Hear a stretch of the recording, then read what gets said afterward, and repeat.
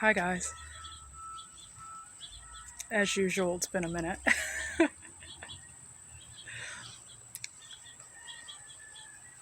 I probably would have made that minute last a little longer, but things kept popping up that were all converging and made me want to make this video, which is really kind of actually a response video in a way.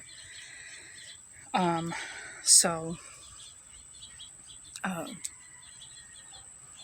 I was talking to my daughter the other day, and she was telling me about the influx of the TikTok videos about inflation and rising rent and cost of living. And then I noted to her that I had already discussed those topics on this channel like a year or 2 years ago. I don't know if people really weren't up for that discussion then as much as they are now, or if that is proof that things have gotten worse now that younger people want to discuss those things. But anyway, I had spoken about inflation in 2 to 3 separate videos, I think a year back. And even my daughter had touched on these topics in 2 of her paintings. One of them I shared here. I'm in a different video. I'm going to share them again now. One of the paintings is called Wound Up. It's about how automated people feel these days, working and being crushed by the time that they have left to get their dreams and goals accomplished. I loved that painting that she did. And then another one was, I think it was called Costs. Yes, I showed you guys that one. That one was in response to a grocery trip that we did together. And we really noticed people kind of hunched over. And they're more hunched now. Hunched over, putting their 2 little things in the grocery cart because they can't afford the price gouging that is going on. And her painting, she drew people that were hunched over, barely putting anything in their cart, and it looked like the buildings, sorry about that sign, that's a motorcycle, the buildings were caving in on them, because that's what she saw. And the other painting was what she saw, what she sees, how she feels. In that other painting, you'll notice that there are many different types of laborers. You'll notice a clown because it is a joke, and you'll notice the clown is probably crying, I think. Anyway, these discussions we had, these paintings, these poems, these things that we've, as a family, have already discussed, and because we go through them ourselves. And then her listening to the TikTok videos, and then I was in the car the other day listening to Marvin Gaye's, what song was that? I love Marvin Gaye, by the way. What song was it? Oh, Inner City Blues, Make Me Want to Holler. You know, the song from 1971, and those lyrics are true to this day. I mean, in his lyrics, he actually says inflation. Make me want to holler the way they do my life, right? This ain't living, this ain't living. I mean, from 1971. But the paintings, Marvin Gaye, the TikToks, all of that converge. And I said, you know what?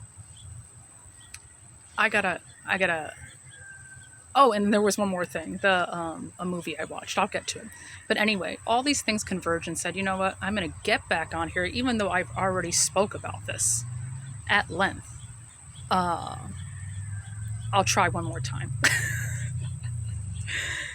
Because it was when I think I was having coffee the other day, and my daughter said, and she's in her 20s, and my son is a teenager, okay? She said, "You know what, Mom?" She said, "I remember an art class back in the day when she was in high school." She said, I took ceramics. I said, "Yeah?" And she said, "You know, that's what we are." I said, "What do you mean?" She said, "We're the clay that they throw away." I said, "Well, what do you mean?"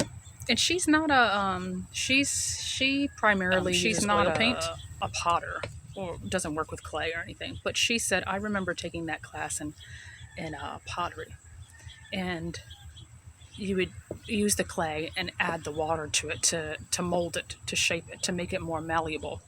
And she said, if that clay got dried, if it couldn't be shaped, if they couldn't, if we couldn't do anything with it,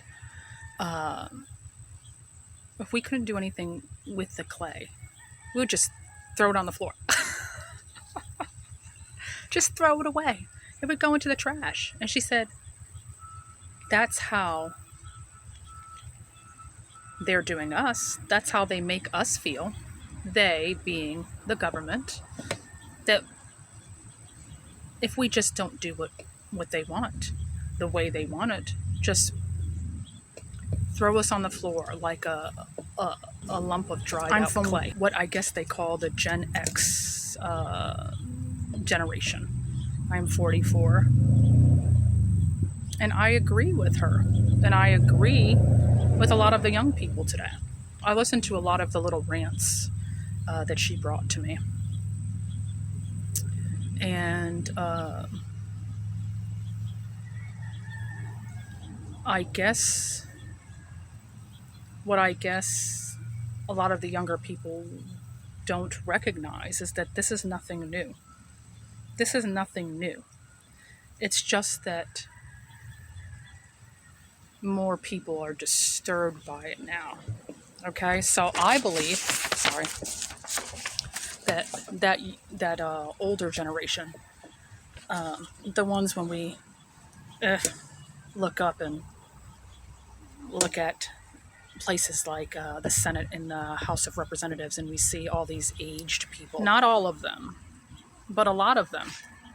They are operating on an antiquated blueprint that they know does not work any longer, but it still serves them.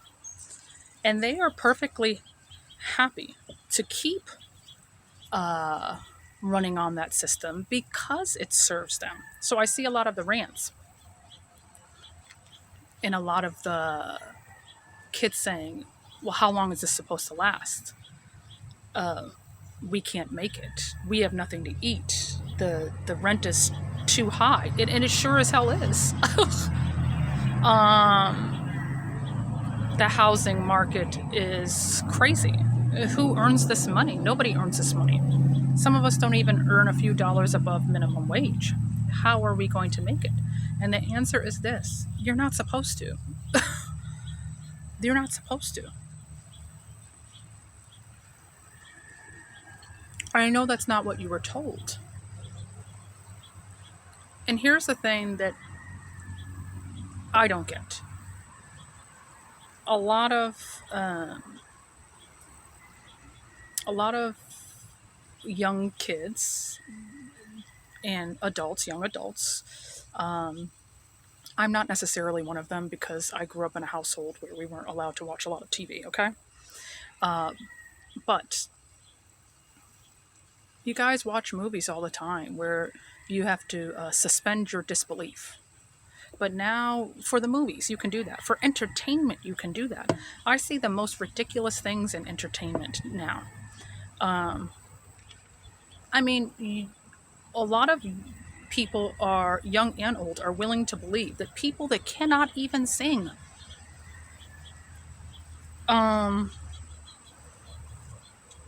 should be a judge on a show called American Idol. Uh, I see a lot of people believe in illusions all day long. But then when it comes time to suspend your belief, you can't let it go. You can't let go of the idea that when you went to school, people gave you a set of steps to follow that said, work hard, study hard, go to college, you'll get a good pay, and you'll have everything you wanted. And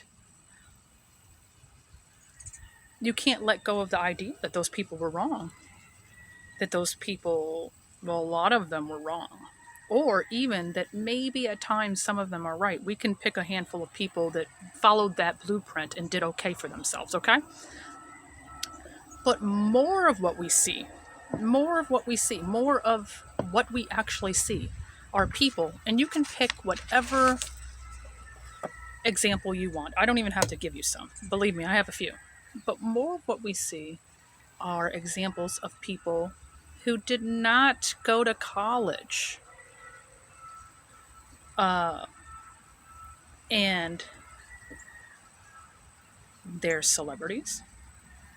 They are making millions of dollars. We see young ladies now who didn't go to school or did go to school, but they're on OnlyFans making money for showing whatever they're showing.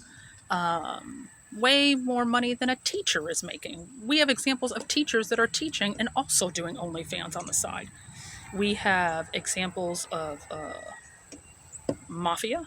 We have examples of people in senators, Supreme Court judges, people that are taking kickbacks, people that are doing all kinds of things that have nothing to do with the blueprint that has nothing to do with the blueprint that you were given to tell you how to make money and be successful. Their blueprint is not what they told you. And it doesn't involve, most of the time, talent, hard work, morals, virtue, anything. All the stuff that you guys were taught is not even in the equation for most of those people. When you saw evidence of that, you should have at that point suspended your belief and said, hold on, I gotta rethink this whole entire thing because this is abuse. And that's what it is. When people, a government, indoctrinate you to believe that this is a blueprint to follow based on what is good for society as a whole, what will be good for you as an individual, what will be great for your independence. These milestones that you have to hit that they love to remind people of in the education system. When you realize that that is not what is being rewarded, and even if a few examples exist out there of those types of people, a lawyer, a doctor, things like that, but don't get me into that lawyer stuff because I got stories for days, okay? But when you realize that that is not what is actually being rewarded the most. We saw that with Olivia Jade. Oh gosh, I could talk about her for years. Getting into the university, not based on merit, but based on her parents' connections. People calling themselves DJs and don't know about music from any decade because they're the son or daughter of somebody. People calling themselves writers. Didn't go to college, didn't practice writing for years and years and years, but they're a writer now because they are related to a politician. Give me a break, okay? Give me as many breaks as you can because it's ridiculous. But these are what we call red flags. This is what we call signs. This is what we call the, it's right in front of us. But we choose to keep believing in people and their blueprints that don't work for us. They never will. They never did.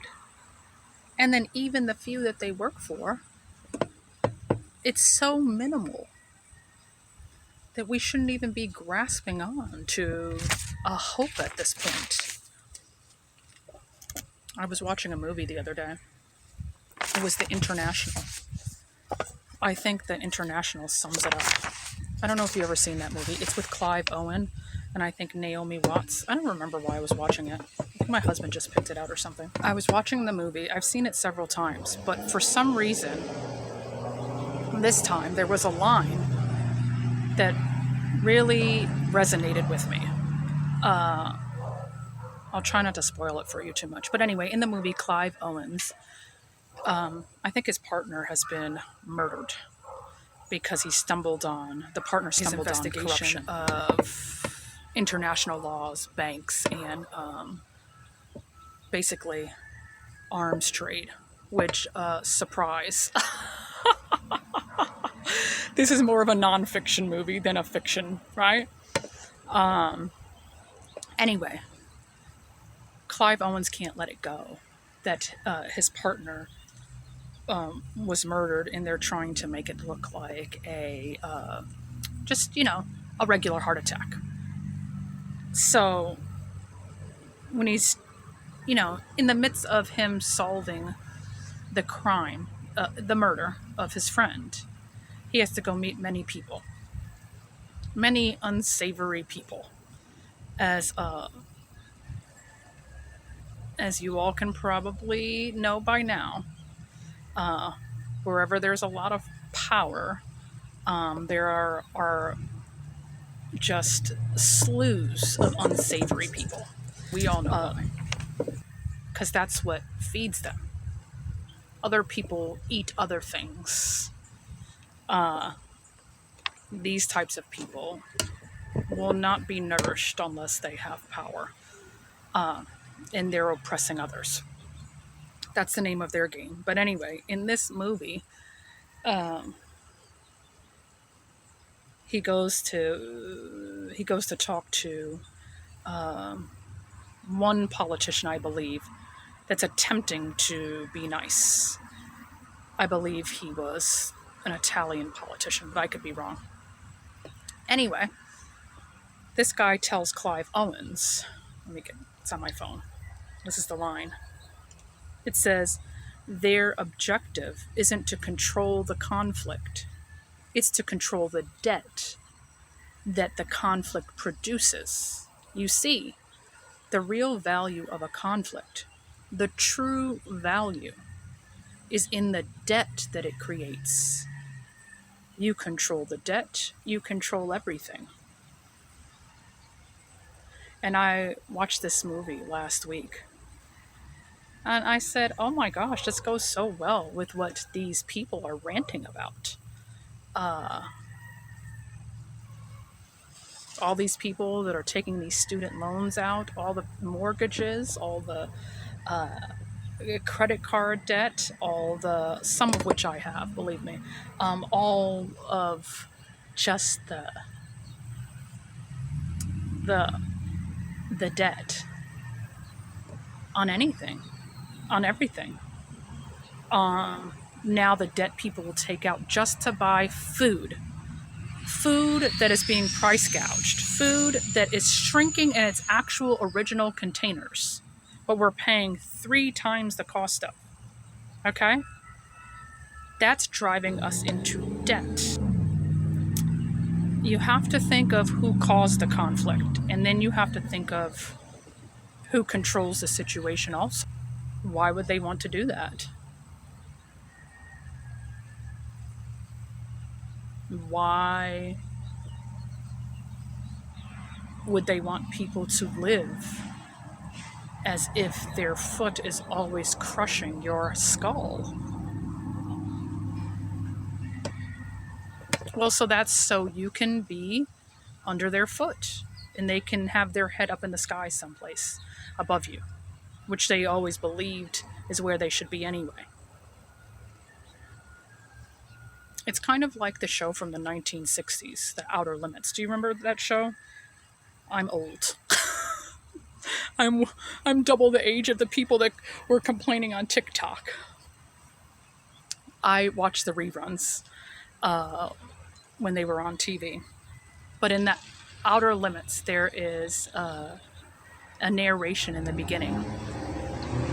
Sorry about the trunks. Oh gosh, you guys. I really dislike people who have trucks that put additional stuff on them so they can scream as they go down the road about how big and mighty they are. I'm like, why? Why did you do that? Goodness. Anyway, The Outer Limits had this narration at the beginning that was, I'm gonna mess it up, but it was something like, there's nothing wrong with your television sets. Don't attempt to change the volume. Don't attempt to fix the screen. Something like that. Because we control the vertical and we control the horizontal. And that is still what's going on today. And the only way out of that, the beginning, especially because you know people like that, if they tell you they control the horizontal and the vertical, and if they don't tell you and they're doing it anyway, they will not throw you a crumb. There's nothing you can give them that they would trade for the control that they have over you. That is the real system. That is the real blueprint, not the one that you were fed, not the one you were told. That means your new way of living has to begin with deconstructing your belief system and trying not to look at people who, maybe they weren't malicious in their intentions when they indoctrinated you.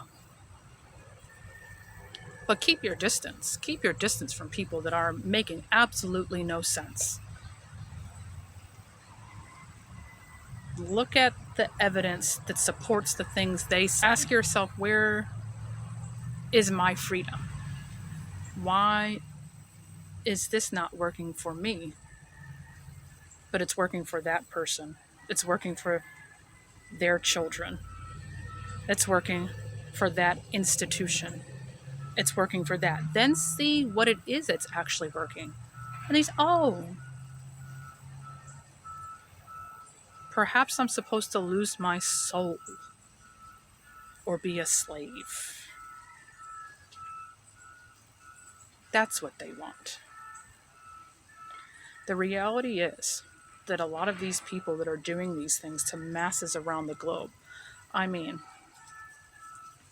don't know why I should be nice at this point. I know it would be wrong to say they're stupid. Because we all know that if you're up here and you're depending on people to cook your food, clean your house, fly you around in that airplane, drive your little kids around, do your grocery shopping, file your nails. Oh gosh. They gotta do everything. I wouldn't be surprised if they had ass wipers. I'm telling you the truth. People to wipe their ass for everything. Beyond infantile stage. If they depend on people to do that for them, then you can't reduce the people that are doing the things for you to nothing. how will they keep doing the things for you? Oh gosh. It was like the SAG, what is it? The SAG people protesting. I agree with what they were saying.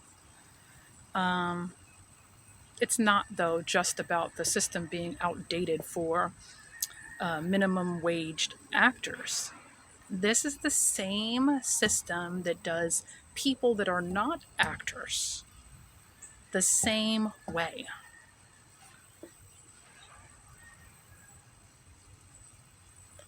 I don't blame the younger generation for not wanting to sign up with starving and working hundreds of hours a week to go nowhere, get nothing, do nothing, and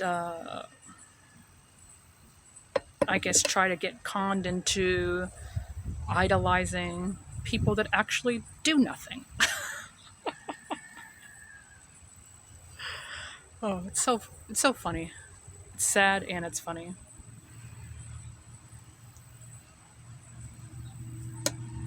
It is the outer limits. It is definitely the outer limits. All right, guys, I'll talk to you later. Bye bye.